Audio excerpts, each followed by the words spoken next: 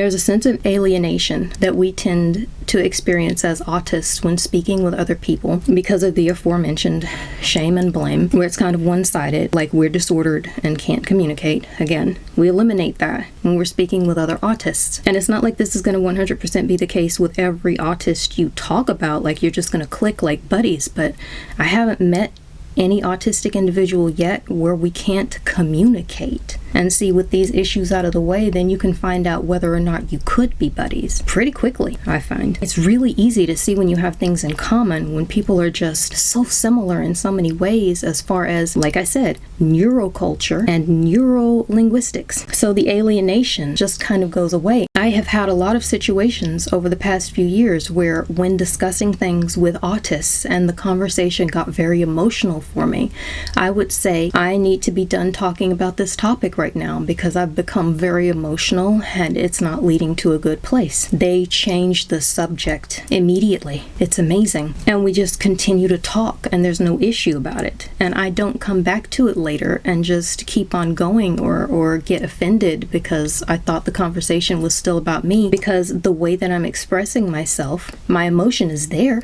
I don't know why I'd need to explain this, but apparently I do. My emotion is there, but it's behind the logical approach. So my logic, the forthrightness of saying I'm done talking about this, means exactly that. There's no hidden message. There's no hidden message at all. So when we're done talking about it, I'm fine. And sometimes that's not the case with other people. So if someone else will say, someone who's autistic will say to me, I'm done talking about it, I've now learned, just throw that away. They're not done. It's going to come right back. It's something you have to learn about this difference in communication, because it'll come back and it might be just a few seconds.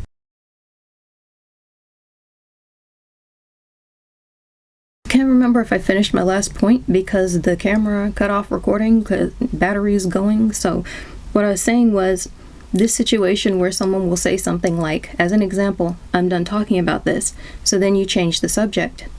Their feelings might end up hurt because now it's not talking about them anymore, and it's not talking about that one issue they said they didn't want to talk about anymore. So they feel belittled. It's that emotion forward response where they're feeling the emotions first. And let me just go ahead and put this out here. This is not something I'm jumping to as a conclusion. NT psychology is all around the subject of emotions and how things affect you, and a great deal of it is a lot of experts specifically telling you that what you're experiencing is all about your feelings, and that once you get past your feelings, there will be an entirely different point underneath, because it's an emotion first series of reactions, to the point where people say things, I won't get into this, but people like to say things like, there are always three sides to every story. Your side, their side, and then the truth. That's based on the idea that what you're experiencing and remembering, those different sides, are going to be incompatible as far as what happened, because each person has processed it in such an emotional way that the pure fact completely got lost, or got lost to the point where, again, three sides to the truth: yours, theirs, and then the truth. The truth is now a completely separate entity, by the way. It's just basically telling you that you've lied, or that you are on the brink of a lie, or that your emotions have gotten you to a point where you can't do anything but lie. And I've always been rather offended by that. But then with enough life, I saw this situation taking place. And so the psychology is telling you that. The psychologists are telling you that term I just said, three sides to the truth. And then you listen to people who have spent their life and have grown, and they're starting to throw their logic into their emotional response more, so they can know that the emotions will come first, but throw more logic in to understand better. And these people with this firsthand experience will come to say, yes, that's what was going on. I misunderstood all of these situations because my emotions, everyone's emotions, were so high.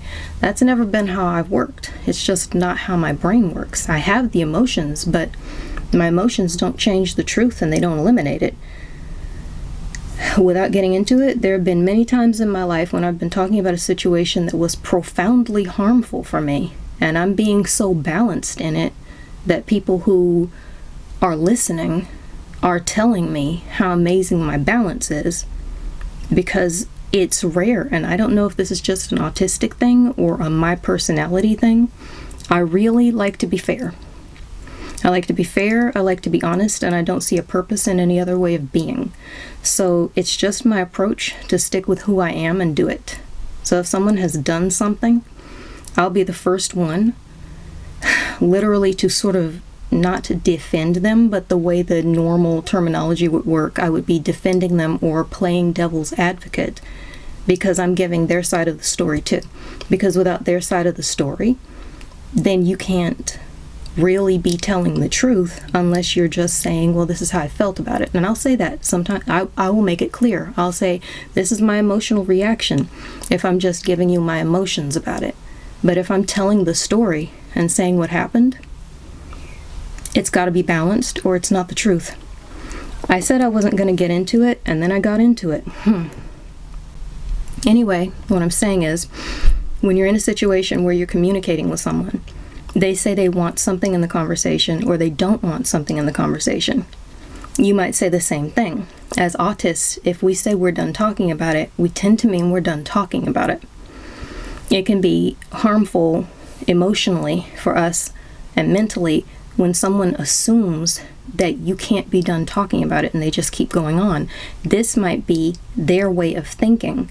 They might have that specific incompatibility where they wouldn't mean it literally. They wouldn't mean it straightforward in a forthright way. They would be encoding something else where that thing would be, I do want to keep talking about it, but maybe I want to break, or maybe I am not really sure what I want right now, or maybe I said that for a reason that's just more about me being so emotional that I want it to stop, but I don't really want it to stop because I hadn't thought about it that deeply. So you end up, in my experience, feeling alienated. Probably both sides would end up feeling alienated, because if you are talking with an autist and you say, I'm done talking, they're going to stop talking about it. And you'll be wondering why. Does everything have to be about them?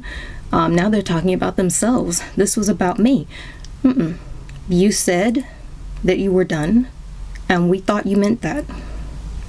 It's just an inherent communication incompatibility. So as an autist, speaking with another autist, when they say that they're done, and then we move on, everyone is fine, and it's just a blessing. Because then that conversation that was stressful can just fly away. And I've had this experience so many times over the past few years, and I'm not sure I'd ever had it before. It always felt to me like a person wanted to just grind in, as if to intentionally be harmful. And then I learned about the autism thing and communication. I see what it's like when we communicate with each other, and I realize these people were harming me, but they were not doing it intentionally. They literally, I'm so sick of the cars driving by, but again, I'm into this and I'm sticking with it. They literally had no idea what I meant when I said, stop, this is harming me. And that's pretty scary that you can say stop. You can kind of like vanilla safe wording in a conversation. That's it, I'm done. Just keep on saying quit. And nobody, you need a safe word. You don't have one. You're just saying stop. They don't know what it means. They think it's part of, what do you call it? I can't even think of the word. Friendship specifically. Friendly love games. Platonic, that's what I was going for. They don't stop because they just think it's a part of the friendly love game. You need to have some kind of conversational safe word, and that might actually help in interneural linguistic and cultural communication. If you say something like, I'm done talking about it, and they keep talking about it, or if you say that and they actually do stop, then you could just be like, pineapple. And everybody knows, okay, whatever I just did, that wasn't the right thing, let's flip it. We're done with that because nobody's safe anymore. Let's make it quit. I'm not kidding. You should probably have conversational safe words. I'm pretty sure I remember hearing marriage and relationship therapists as a child saying you might want a conversational safe word when you're in a touchy topic, so that when one party has reached their limit and it's starting to go bad, you can say your safe word and the conversation stops. You don't pick it up again until everybody is calm and okay. So that's interesting. I didn't think I was going to go to that place, but I'm on my list. I've talked about the incompatibility. And I've talked about it, and again, you can get through incompatibility. You can communicate through it. It's just we are not given the tools as autists to understand how. And so interestingly enough, a lot of the ways that autists communicate with each other is us saying to another one, I just had this experience. What the heck happened? And the other one's like, oh, maybe it was this that happened to me the other day. We're trying to figure out how the autistic individual arrived at their next response or their reaction, because we don't work that way. We're trying to understand them so we can survive and thrive in society. It's weird how often we're just trying to understand. If you're not taught, how can you know?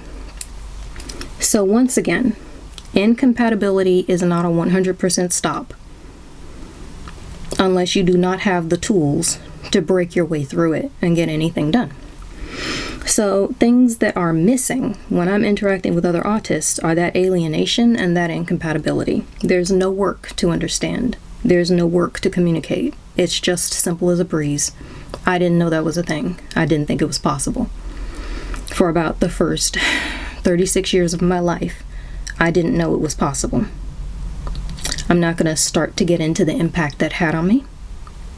I'll say I thank God I'm alive.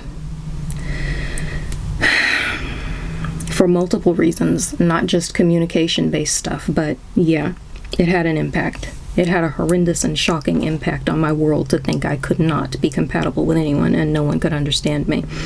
The mind tweaks and frills and hazmatas that ran on me were just...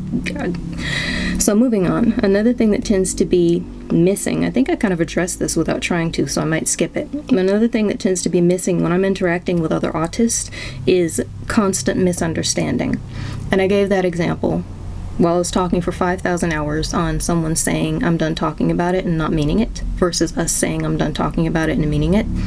And so I'm not going to come up with another example because I'm hoping I edit some of that out.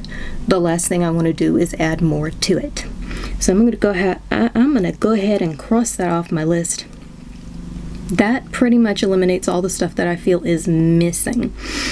I want to take a footnote here and say, as an ADHD person, okay, because people have said autists and ADHDers can interact better, and I have found that to be weird because it's still the holistic thing where my autistic inherent reasoning, like logic forward with emotion underneath it, runs into a non-autistic emotion forward with logic behind it. Like,